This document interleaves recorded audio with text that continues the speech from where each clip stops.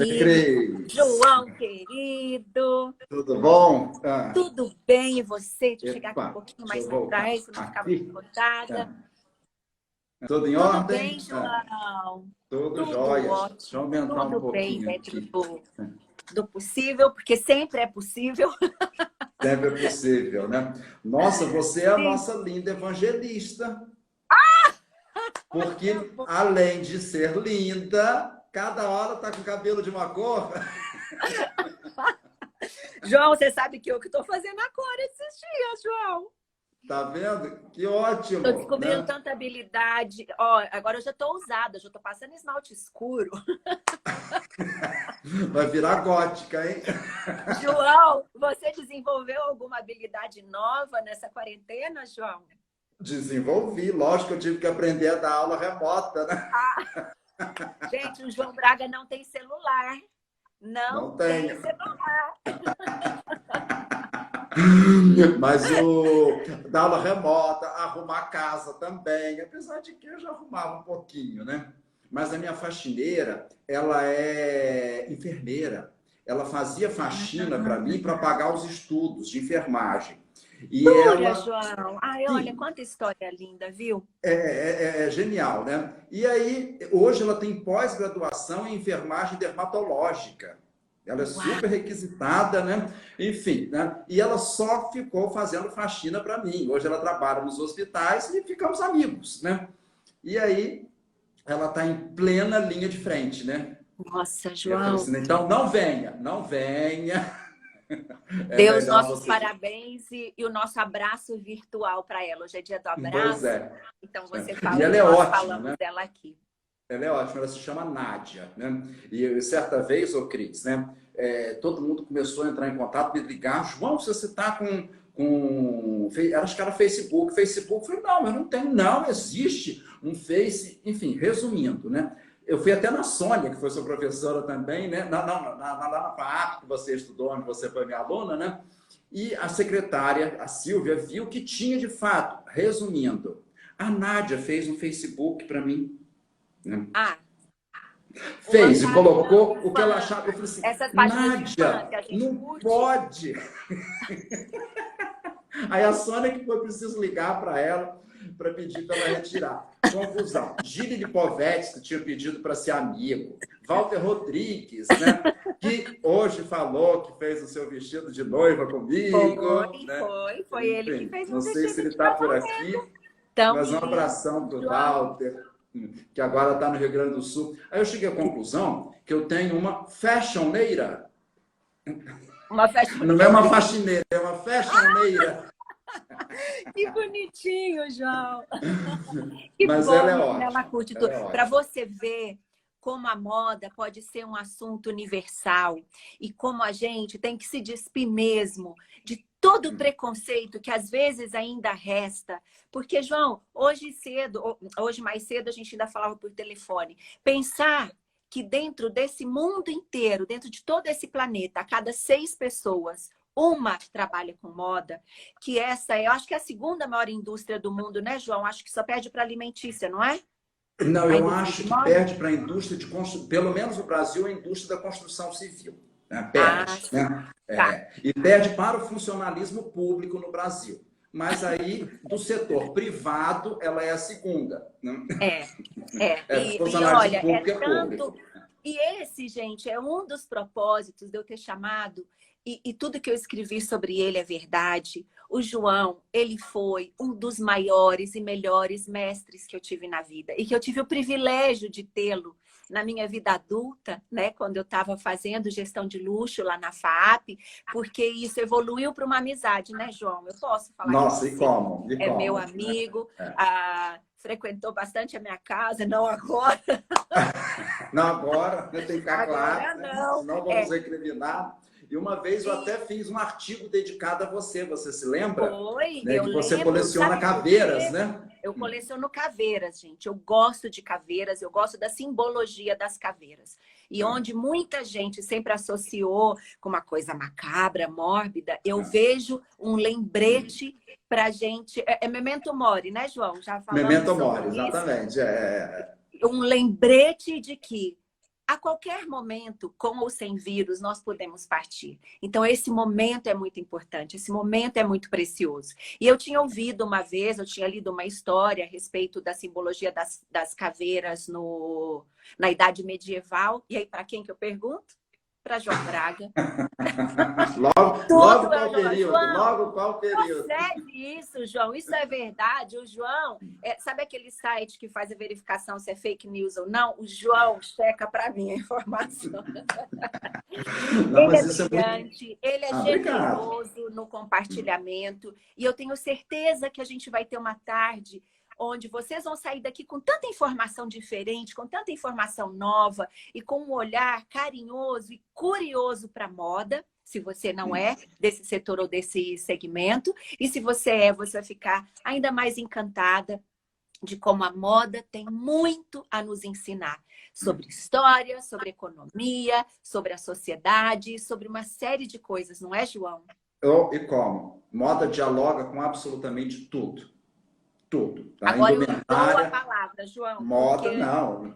Eu que agradeço, né, toda essa apresentação generosa. Cris foi minha aluna. Cris hoje é uma das maiores influenciadoras digitais do Brasil. Tem inúmeros seguidores. Quem não a segue, por favor, siga, porque ela sempre dá dicas ótimas, né? Obrigada. Enfim, e trabalha consideravelmente. Uma vez você até fez um trabalho que você usou a abelha como símbolo, não foi?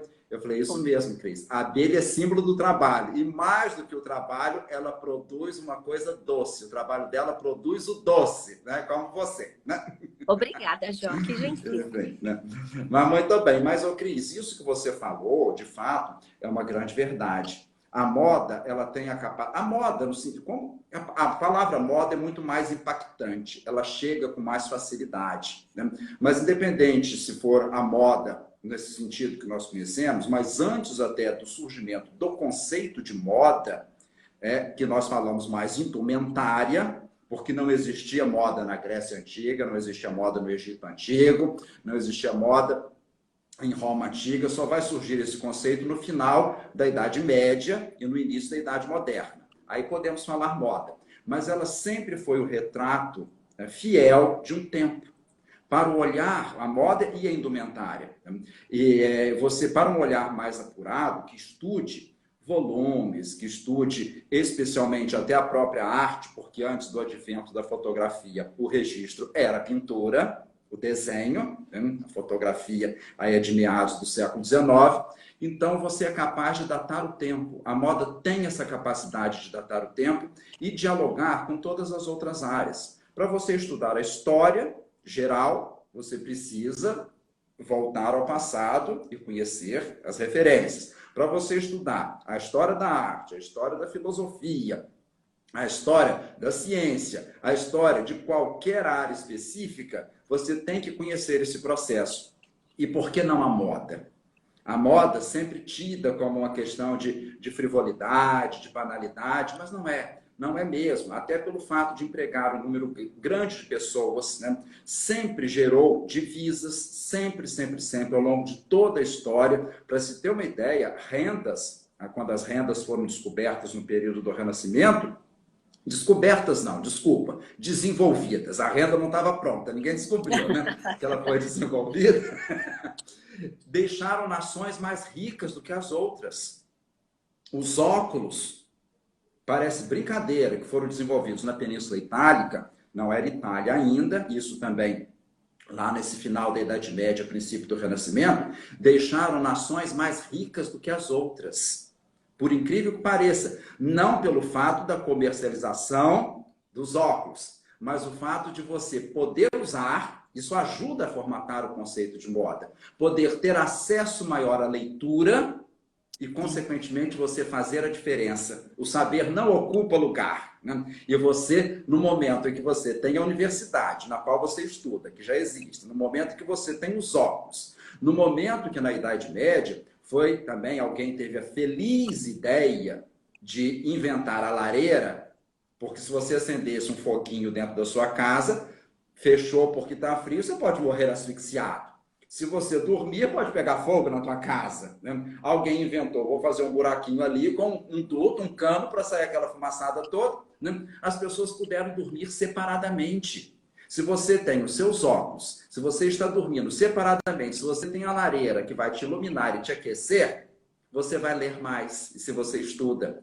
Tá? Ou seja, o saber como é importante para você, tá? Passar adiante, evoluir e, consequentemente, avançar no tempo. Né? E uma coisa muito curiosa, que aí é mérito para vocês, mulheres, a universidade mais antiga que ainda está funcionando é no Marrocos. Ela é do século IX, na cidade de Fez. É mais antiga que as universidades europeias. Eu ia falar isso agora, mas eu sempre tive como referência as europeias. É em Fez, João? Fez, no Marrocos, né? Imagina, Uau! esse sentido vem lá da Grécia Antiga, que a do Platão chamava-se academia, por isso que a gente fala o mundo acadêmico até hoje. A de Aristóteles chamava-se liceu, a escola dele, por isso que falamos também o liceu disso, o liceu daquilo, né?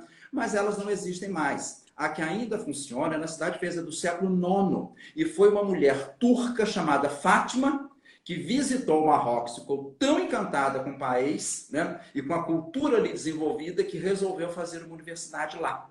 É a mais antiga, ela tem mais de 1000 anos. As universidades europeias têm 800 e poucos anos. Olha que genial isso, né? Genial. Hoje é uma universidade corânica, só se estuda o Corão. Né? Mas era uma universidade onde a Vicena estudou, a Verroes, os grandes cientistas estudaram em Marrocos. Olha que genial. Você conhece Marrocos? Conheço. Conheço Marrocos, genial, estive né? em Fez também. Mas Genial, olha que né? pena, perdi essa oportunidade de conhecer a universidade. E lá na Medina de Fez, aquela loucura, que é a Medina mais louca de todos os Marrocos, tem, né? A Universidade Corânica, né? É um barato, né? Medersa, como eles falam, né? Mas muito bem, então coube uma mulher essa ideia de fazer uma universidade no Ocidente, né? Enfim, e imagine, tá? A importância do acesso ao estudo, ela sabia disso, né? Entre outros, o próprio Carlos Magno, lá quando ele foi coroado, né, sacro imperador da Europa, isso na noite de Natal do ano 800, ele era analfabeto, mas ele sabia da importância de estudo, então ele passou, né, as escolas para os monges, era quem tinha acesso ao conhecimento. Por isso que surgem as escolas religiosas, né? Enfim, então isso tudo é muito importante, né? Mas voltando à questão da moda, né? Imagine que a própria moda surgiu por uma circunstância um tanto quanto delicada, que foram as cruzadas. A ida do europeu ao Oriente, isso no final no início, que começou no final do século XI, que durou aproximadamente 200 anos, para salvar os lugares santos cristãos da destruição dos muçulmanos. Conclusão, quando eles voltam, eles vão trazer mercadorias que o europeu não as conhecia e começam a vender. Faz surgir o mercantilismo, que faz surgir a burguesia, que quer imitar a roupa do nobre, o nobre se incomoda, cria algo novo, né? E o burguês copia, e o nobre cria, e o burguês copia. Dessa dinâmica surgiu aí o que a gente chama de prazo de validade para as roupas. E prazo de validade para as roupas é moda, né? Então veja que a própria moda, ela surge de uma situação até bélica mesmo, que a essa época foi uma guerra no sentido bélico mesmo, tem as tais guerras santas, né? Que foram 8 as tais cruzadas, né? Mas é muito curioso como dialoga com tudo, dialoga com absolutamente tudo, com ciência, com religião, com filosofia, com as artes e assim por diante, né? E momentos como esse que nós estamos passando são momentos muito paradigmáticos e mudanças acontecem, como aconteceram em outros tempos, de acordo com as referências que aconteciam na sociedade. E é uma coisa muito curiosa, que muitas vezes o que era um padrão, o que era uma referência em um determinado tempo, né, deixa de ser, e hoje, na nossa contemporaneidade, muitas vezes é exatamente o oposto do que aquilo que já foi referência e que era considerado correto, certo, gosto. Sofisticado, né? Não ouvi, Requintado. perdão. Requintado, exatamente. Eu gosto de citar muito a segunda metade do século XIX, né, em especial pelos estudos de Darwin, né, que vai fazer aí a origem das espécies, né, fundamentando a genética. Mendel tinha fundamentado um pouquinho antes, com as ervilhas, ervilha lisa, ervilha rugosa, aquilo que a gente aprende na escola, né? Mas Darwin vai dar um avanço muito grande, né? E devido, né, aos pássaros, especialmente, que ele pesquisava aqui em Galápagos, né? O que acontece, né? Vai surgir a taxidermia, ou seja, uma técnica de empalhar animais, inclusive aves. E isso foi tão significativo, né, que parece que aquela ave, ou até um outro animal, não necessariamente só para as aves, né, parece que ele está tão vivo que só nos Estados Unidos foram mortos mais de 5 milhões de aves para servir à moda, especialmente para colocar nos chapéus, no final do século XIX. Por Mais de conta 5 da técnica de milhões. taxidermia. Como é que é? Por conta da técnica Por de conta taxidermia. Ou seja, do por conta de um desenvolvimento da descobrimento técnica, científico, né? e virou moda ter um animal empalhado. Olha como a moda é um reflexo disso. Era comum as pessoas terem um animal empalhado em casa e coloca na moda. Então era chapéu com pombos, com aves diversas, né? Imagine isso hoje. Cafona, João. Além de ser cafona, é uma afronta às questões Não, claro. ecológicas. Não, eu estou dizendo pela brincadeira que a gente está falando do requintado, e uma coisa que era tão sofisticada vira cafona. Uma coisa que era vista com bons olhos, hoje é, como você falou, uma afronta, um assinte, né, aos animais, são maus tratos. Enfim, e hoje, né, você jamais pode pensar numa situação dessa e que a moda se preocupa com isso. Então, olha como a moda também sobrevive dessa questão de paradoxos e comprova que o ar dos tempos influencia o comportamento da moda, sim. A moda é reflexo da sociedade. Não é à toa que vem de modus em latim. Moda é modo, é maneira, é comportamento. Não só, né, de você se vestir, mas de você se comportar socialmente. Os satélites, como você arruma o seu cabelo, seu calçado, seus acessórios e assim por diante, né? Então tem essas coisas muito curiosas, né? E há momentos, né, já que a gente citou guerra, eu já estou ali no final do século XIX, né? Há momentos muito interessantes que uma situação delicada acaba gerando uma realidade de moda posteriormente, né? Foi, né, exatamente na Primeira Guerra Mundial, que foi uma guerra de trincheira, o inimigo de um lado, o outro do outro, você cava aquele corredor na terra, você levanta, atira, o outro levanta, atira, enfim, né? Que foi desenvolvido para os soldados ingleses, né, um casaco de lã para que eles pudessem ali sobreviver ao frio, né, na trincheira, uma coisa muito delicada, à noite fica mais frio ainda, né? Que foi o famoso casaco trench coat, que em inglês significa casaco de trincheira. Enfim, e desenvolvido pela Burberry's. Né? À época tinha o apóstolo S, hoje não tem mais, né? E o trench coat, né, virou uma referência de moda. Hoje é um padrão até clássico, um padrão sofisticado, não só para a moda masculina, mas por extensão a moda feminina. Então, e o mesmo casaco, né, João? Todo utilitário, com os bolsos, para resistir às intempéries, porque vai saber se ia chover, se ia nevar. Se ia nevar, se ia fazer qualquer coisa. E foi você Só não tinha ainda o xadrez da Burberry, né?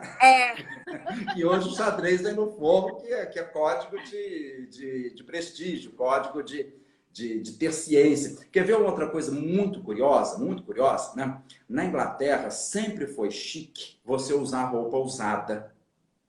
Sempre foi chique, especialmente por causa de Brummel. Isso lá no princípio do século XIX. Ele achava um horror, roupa nova. Significava que você não tinha roupa de qualidade, que você era uma espécie de novo rico e que precisava mostrar. Então, quando o Brummel mandava fazer as suas roupas com o seu alfaiate, o seu mordomo, que era o Robinson, lavava para ela perder o vício do novo. Aí que ele ia usar. E se a roupa estiver já, sabe, principalmente aqui na gola atrás, com aquela marquinha, às vezes até da cor, isso é que era o chique. né? Isso é que era o chique. Eu conheço um caso que a pessoa chegou na Burberry, em Londres, para comprar um casaco novo, porque estava começando a dar essa marquinha e quase puindo. A loja não deixou que eles comprassem outro, porque agora que era super chique. E o mesmo com prataria, né, João?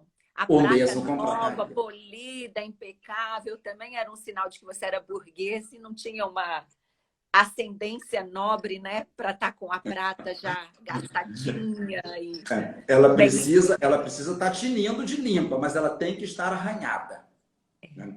Tanto quando você compra um faqueiro de prata nas grandes casas, eles mandam assim, ó, chega em casa, jogue tudo na pia, arranha a prata para não parecer que seja prata nova, né? Assim como tapetes, é muito duvidoso o tapete novo. O tapete, quanto mais antigo, mais valioso ele é. Se ele tiver já carcomido, com a franjinha detonada, ele vale muito mais, né? Assim como louça. Louça nova não é bem vista, né? A louça precisa estar craquelada, usada, para dizer que você recebeu de herança, que a sua família tem longa data usando aquilo e que você usa uma louça de qualidade. Então, se possível, com a adoração já saindo um pouquinho, com desenho também assim, craquelado. Isso é que é o chique. O bom é que É depois dessa engraçado. quarentena estaremos todos com os tapetes mais gastos, com a louça já cheia de coisinhas de quebradinha. Craquelê.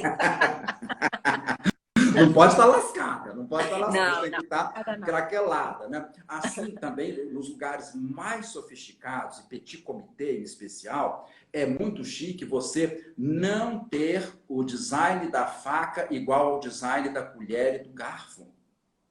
Para quem entende, né? Por quê? Porque vem uma tradição da Idade Média. Na Idade Média, você destrinchava o assado com a mão, né? Enfim, só o caçador que tinha a sua faca que chegava e cortava o assado. E a faca do caçador nunca era igual ao talher que era colocado na mesa, a garfo e o faca. O garfo e a faca, né? Conclusão. Hoje, os jantares sofisticadíssimos, o design da faca precisa ser diferente do design do garfo. São umas sutilezas que fazem a diferença para o entendedor, né? Então, isso é muito curioso. Mas voltando, e isso não deixa de ser modo, né? É Sim, comportamento, é claro. etiqueta, né? Enfim, né? E assim nós temos isso. Mas voltando a essa questão das guerras, ô Cris, né? Outras guerras trouxeram outras influências, não resta a menor dúvida, né? E até mesmo, né, momentos de extrema sofisticação no pós-guerra, no sentido até de você se levantar daquela situação que foi um tanto constrangedora, né? Eu acho um fato muito curioso. Eu acho que eu indiquei esse livro no seu tempo que você fez o curso, o MBA. Talvez você tenha lido, que você adora, você é curiosa, um livro chamado As Joias Falam. Enfim, né? Sim. Eu Esse peguei livro é esse livro genial. esses dias de novo, João, é verdade. Esse livro é genial, né? E tem um fato curioso que quando da quebra da Bolsa de Nova York em 1929, o craque da Bolsa, né? Logo na sequência, Chanel vai fazer uma exposição de joias em Paris sobre diamantes. A exposição foi tão sofisticada, mas tão sofisticada, mas tão sofisticada, que Londres não teve dinheiro para levar, para fazer o seguro para levar a exposição para a Inglaterra.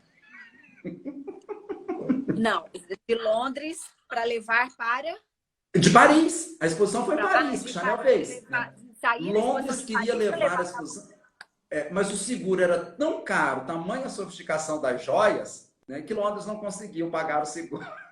Uau! Enfim, então, há determinadas atitudes, há determinadas posturas, né, que as pessoas assim levam uma postura pós, né, um restabelecimento a essas últimas consequências. E Chanel não era fraca nesse sentido, né? Ela não Não, pensava duas vezes, né? não. Enfim, né? Muito Mas rápida, astuta e que trouxe muitas inovações. Acho que especialmente, não só para a moda, né, mas acho que nós mulheres fomos muito beneficiadas pelas suas ousadias, pelos seus atrevimentos na época, né, João? e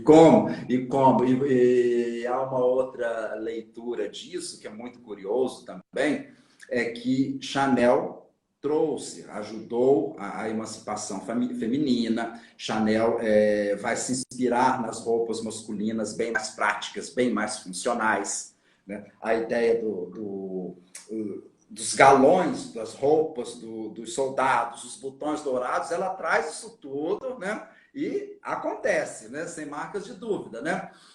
E assim, tá? Chanel trouxe essa liberdade para a mulher, né? Em 1916, em plena Primeira Guerra, ela fez um tailleur de jersey, que era um tecido para fazer roupas esportivas masculinas. Masculina. Obviamente inovou, ela vai lançar a Pantalona em 26, o próprio Pretinho também em 26, né? E assim vai, né? Só que vem a Segunda Guerra Mundial e quem vai restabelecer a ideia da moda? Dior. Só que Dior vai trazer a feminilidade de volta. E Dior foi exatamente o oposto de Chanel. E Chanel ficou possessa porque o Dior colocou a mulher de novo dependente da figura masculina. Partilhos, com saias. Cinturinha marcada, saia rodada. Agora, a mulher aceitou, Cris. Aceitou. Ela talvez estivesse sentindo falta dessa situação toda por causa da própria Segunda Guerra Mundial, né? E Chanel, uma mulher feminista, Dior, um homem privilegiando a feminilidade. E numa contemporaneidade, né, que foi até, eu já comentei isso numa outra live, que foi um artigo meu para a revista L'Officiel, Lagerfeld, um homem trazendo a feminilidade para Chanel, e Maria Graça Chiuri, uma mulher trazendo o feminismo para Dior, né? É verdade, João. Uma inversão de valores. Nossa, João, genial essa sua observação, é mesmo? Enfim, eu me lembro até que a Priscila Monteiro me mandou um recadinho. Professor, eu não tinha percebido isso, seu artigo é genial que saiu na Oficial. Priscila Monteiro, que é gerente da Dior no Brasil. Sim, né? da Dior no Brasil. Quer dizer, mais do que o Brasil, da América Latina, né? Enfim, né? Conclusão. Então, tem esses paradoxos no mundo da moda. A Segunda Guerra, questões circunstanciais das necessidades, as roupas ficaram mais esmirradas, né? Você aproveitava qualquer pedacinho de tecido, por isso você fazia tampinha de um bolso diferente, a gola com outro tecido, para dar uma carinha de roupa nova, né? Enfim, vem Dior e resgata aquela sofisticação toda, né? Mas, né, há uma outra coisa curiosa, que durante a Primeira Guerra Mundial não houve o conceito de camuflagem, porque os uniformes eram especialmente azul marinho. Imagine, né? Pegando aqui no Brasil e Paraguai, ainda no século XIX, a Guerra do Paraguai. De um lado, os uniformes eram azul turquesa, do outro lado era vermelho escarlate. Camuflagem nenhuma, né? Mas pelo menos você sabia quem era quem, né? Ai, João. Aí, vem o marinho, pelo menos já um pouco mais discreto, aquele tom do azul da Prússia, né? Que é aquele tom do marinho que foi o tom dos uniformes. A Segunda Guerra já trouxe uma ideia de camuflagem, que foi o verde oliva. O verde oliva te passa mais a ideia de camuflagem, né? Sem dúvida alguma, tá? Pelo menos quando você estiver na mata, né? Se tiver inverno nevando, não tem muita camuflagem não, né? Mas a Guerra do Vietnã trouxe a estampa camuflagem. O início de camuflagem veio com a Segunda Guerra, mas com o verde oliva. Essa estampa, a Primeira Guerra que a gente conhece. Isso que hoje é uma postura fashion, né? A estampa camuflagem, né? Foi numa guerra também que surgiu, a Guerra do Vietnã. Então, essas situações mais delicadas, né, elas acabam gerando algo de acordo com a necessidade e, consequentemente, aquilo tem a chance de virar uma referência de moda. Não resta a menor dúvida. Como esses exemplos, trench coat, camuflagem, né, e uma série de outras coisas, né? Mas o período da Segunda Guerra, eu acho, lamentavelmente, ficou curioso, né, na moda, porque você tinha que dançar na corda bamba e se virar, né? Porque você tem que sobreviver. Inclusive, fica a dica de um filme que, para mim, é um dos melhores filmes que eu já assisti na minha vida. É um filme de heteroescola chamado O Baile. O Baile? O Baile é uma produção ítalo-francesa. Anotado, João. O Baile, né? Le Baile. Depois eu vou compartilhar com vocês também, viu, gente? Porque aí é do heteroescola. Petroscola, Tá. que é genial. Para fundamentar histórias, referências, ele é um primor, né? Não há dúvida disso. Né? Mas esse filme é um filme mudo. Por incrível que pareça, ele começa lá na virada dos anos 20 para os anos 30 e termina nos anos 80, que ele é um filme do final dos anos 80. Mas a tomada de cena é uma só. E ali naquele salão de baile, a história da Europa se passa em um salão de baile, com a mudança dos ritmos musicais, das roupas, é um excelente estudo de figurino, né? Das próprias músicas, do comportamento, e são os mesmos atores. E nós acabamos nos identificando com um ou outro, porque eles vão chegando para o baile, né? Aí tem a mocinha que é ingênua, tem a outra que é espertinha, tem o outro que é o cafajeste, tem o outro que é o bobão, né? E você se identifica com um. Eles vão passando na frente do espelho, se arrumando, né? E você vai vendo qual é o papel daquele personagem, né? E aí você acaba se identificando. Eles não falam nada, mas são atores não tão conhecidos, mas excelentes, porque eles conseguem passar aí toda essa realidade, né, do comportamento de cada um. E o figurino é de primeira linha, Enfim, então assistam, porque vocês não vão se arrepender. É um filme Nossa, genial. não vou perder. Não esperem, coisa blockbuster, não, tá? É um filme cult, é um filme você precisa estar atento, mas é muito bom, né? E aí tem essa que eu até lembrei por causa da questão da Segunda Guerra, a necessidade, e tudo em um único salão, né? É muito genial. E a própria decoração, quando chega o neon, quando chega o reloginho que apita nos anos 80, tá dançando, é muito engraçado. A chegada da Coca-Cola na Europa, né? O Tudo ritmo, isso se o rock, desdobrando ali no salão. tudo isso tem um desdobramento ali no salão, né? Enfim, né? E aí as guerras elas vão trazendo essas referências e outras situações mais delicadas, como a própria Revolução Francesa, né? A Revolução Francesa, o período que antecede é o Rococó, o período que pós-cede vai ser o Diretório e depois o Império Napoleônico, né? As roupas elas passam a ser camisolões, nada de excesso. Se você tivesse excesso, você estava fadado a ser levado à guilhotina instalada na Praça da Revolução, que hoje é a Praça da Concórdia, em Paris, né? Enfim, e foi uma coisa curiosa, né, que veio, né, o uso, né, virou moda, uma fitinha vermelha amarrada no pescoço, para lembrar a guilhotina e o derramamento de sangue. Ou seja, comporte-se, porque senão você pode ir para a guilhotina, né? Dentro dos novos padrões, né? E ali vai surgir uma outra referência, né? Porque quem faz a Revolução Francesa foi o povo, tá? Comandado pelos intelectuais, né? Que a moda era a calça curta para os homens, chamada em francês de culotte, que a gente fala culotte.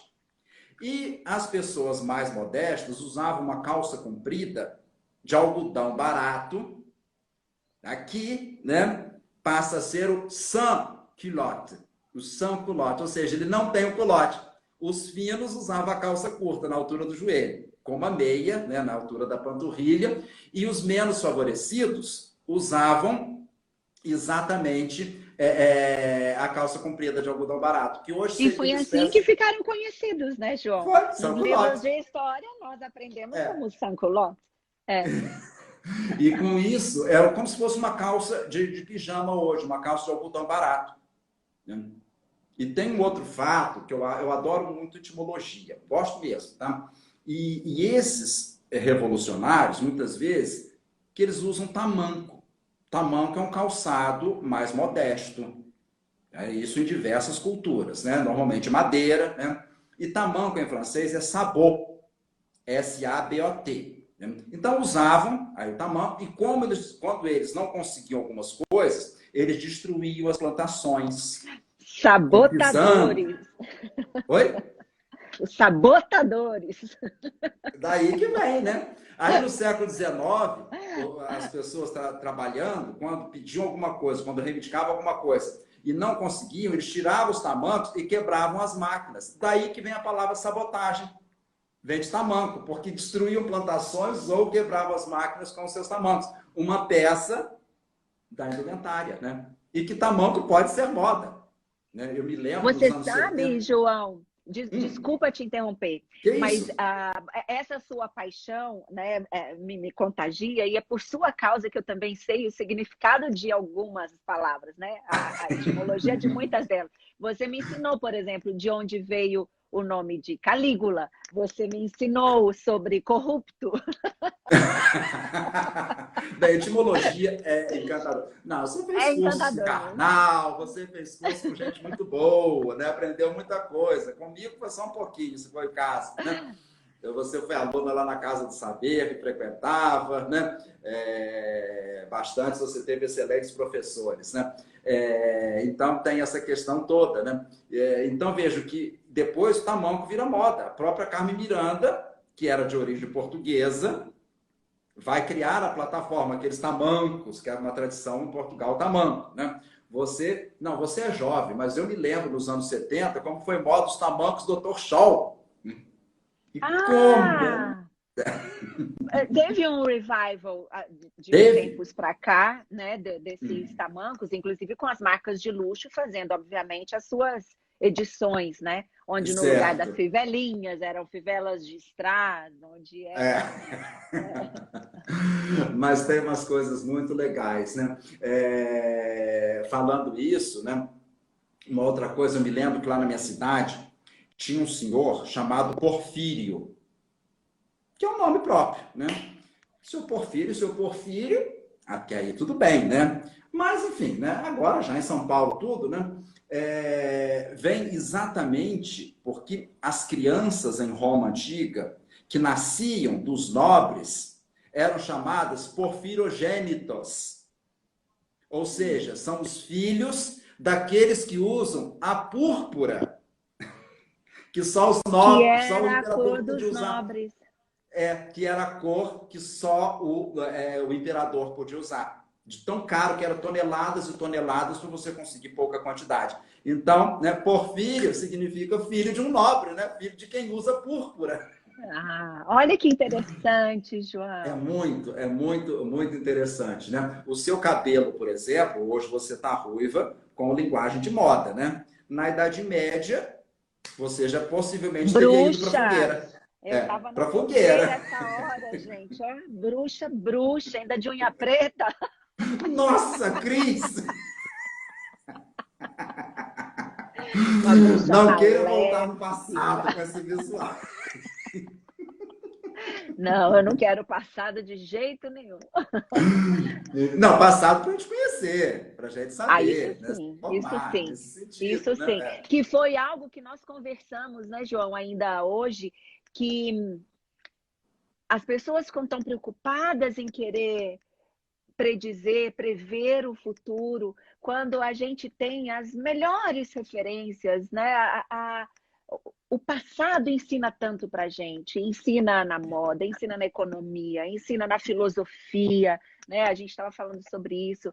Os grandes filósofos, especialmente os clássicos, deixaram um legado que é fundamental até hoje para a gente É, compreender a vida, para a gente compreender as questões mais essenciais e importantes. a história é mestra. A história é A história é mestra, né? mestra. Então, nós não podemos nunca esquecê-la, porque você entende o presente e projeta um futuro. Imagine, o próprio homeware hoje é a moda. E aí, João, uma pergunta. Ah, Sim. sempre nos pós, né, nesses períodos de pós-guerra, a gente, passado todo esse período de restrição, de falta, de escassez, a moda experimentou abundância, né? Seja nos volumes ou em bordados. Uhum. Ah, eu fico pensando se isso que a gente passa hoje, se a questão do homeware vai ser uma coisa que a gente vai estender o conforto para os nossos dias, passado tudo isso, ou se a gente vai querer a exuberância. A gente vai querer sair de salto, aí é que a gente vai querer se arrumar mesmo, e vamos caprichar nas roupas, porque a gente não sabe o dia de amanhã. O que que você acredita que pode acontecer, João? Ô, Cris, você disse os dois caminhos possíveis a serem percorridos, né? Eu creio que por questões econômicas, devido à crise econômica gerada pela situação, não só no Brasil, mas no mundo, né, tenhamos um momento mais purista, mais simplificado, mais independente até do conforto, que isso a gente não abre mão, né, mais hoje em dia, né? Mas é da natureza humana querer se superar sempre e querer, que é um dos compromissos da moda, se sobrepor aos outros, né? Somos humanos ainda, não somos divinos. Então, eu acredito que passado esse momento da turbulência, passado esse momento, tá, do desespero, que volte uma coisa tremendamente sofisticada, né?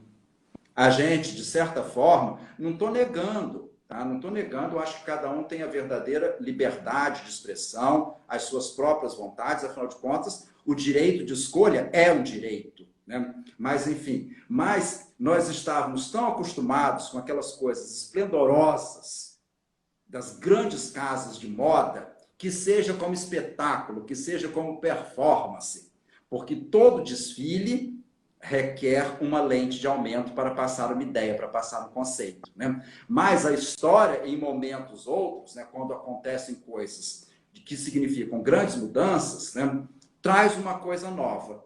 Depois da Primeira Guerra, veio o Art Deco, tremendamente luxuoso.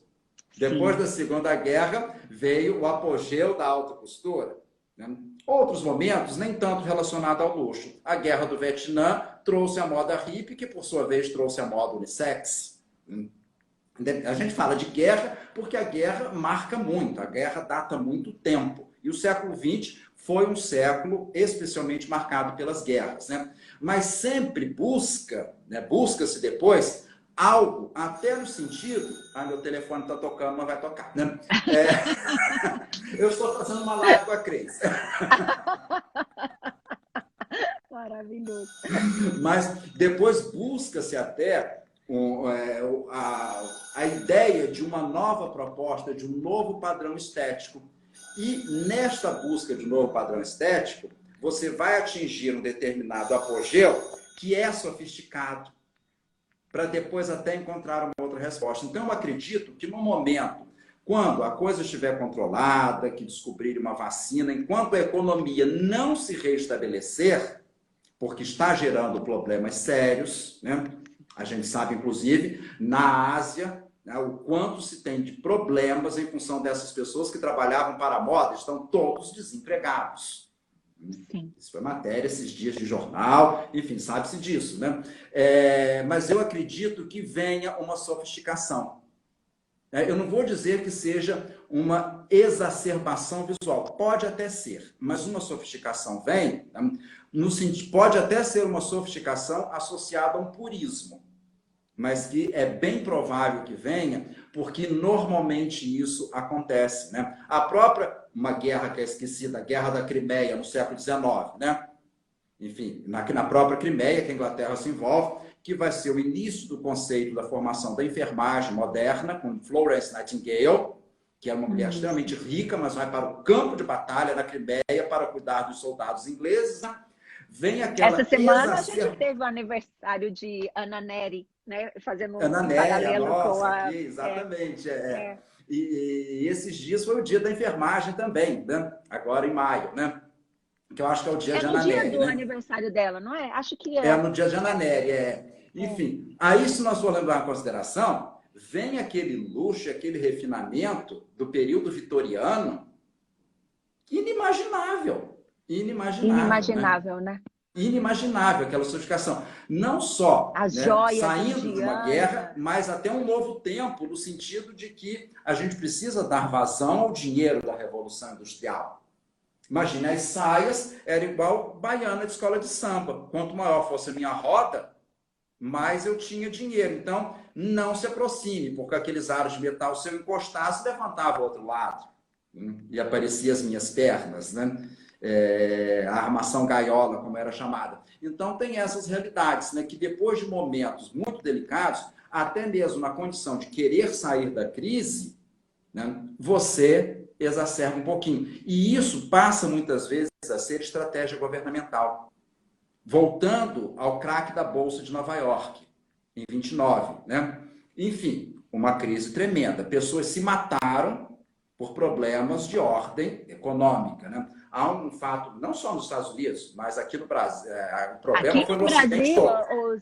sim, os grandes fazendeiros, né, de café, Café. especialmente, famílias devastadas e, como você disse, pessoas se Total. matando por não enxergar mais uma solução para esse crack.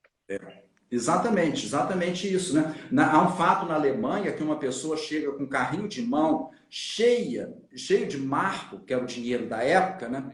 E a pessoa não conseguiu entrar na padaria para comprar alguma coisa, deixou o carrinho na porta, né?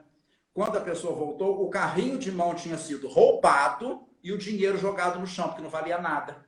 O carrinho de mão era mais útil. Era mais barato você cobrir a parede da sua casa com papel moeda, com a cédula, do que você comprar o papel de parede para forrar a sua casa. Então a crise foi absurda, né? O que o governo norte-americano fez? Já que o grande veículo era o cinema, né, pediu aos produtores de cinema de Hollywood que fizessem aqueles filmes maravilhosos para levantar o astral das pessoas, principalmente os musicais, com as verdadeiras divas. Rita Hayworth, Marlene Dietrich, Veronica Lake, enfim, né? Todas elas, né? Olha que curioso, né? Aí vem a Segunda Guerra, mal sabiam os europeus, principalmente, que a situação ia ficar mais delicada, e vem essas curiosidades, né? A meia de nylon, que já tinha sido inventada na década de 30, sumiu. Sumiu porque o nylon foi todo direcionado para o fabrico de paraquedas, que foi uma das coisas que ajudou, né, aos aliados vencer a guerra. Os paraquedas japoneses eram de seda, caríssimo. O de nylon era mais leve, secava mais rápido, resistente, né? Enfim, né? As meias sumiram. As mulheres passavam a pintar a perna com extrato de nogueira e pegavam o lápis do olho e faziam a risca da meia, porque as meias ainda não eram tubulares, para parecer que tivesse de meia. Olha a vontade de uma diferenciação social por um detalhe de moda, por um detalhe das roupas, né? É impressionante como isso é quase que inerente à condição humana, você querer se diferenciar dos seus pares ao longo de toda a história. E a roupa, ela causa aquela visualidade, aquele impacto primeiro, que cria diferença, né? É impressionante isso, né? Impressionante, né? João, Enfim. seus livros ainda estão à venda? Ô, Cris, a grande maioria dos meus livros está esgotada.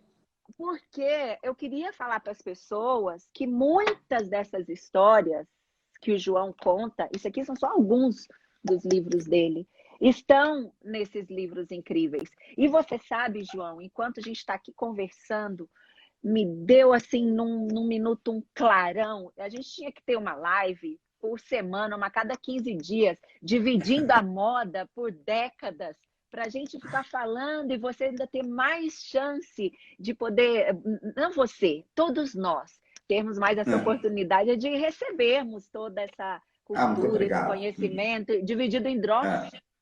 Drops, né?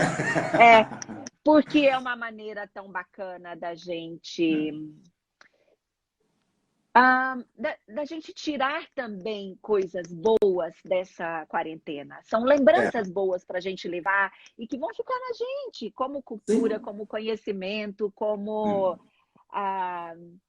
histórias realmente interessantes para a gente saber, para a gente contextualizar.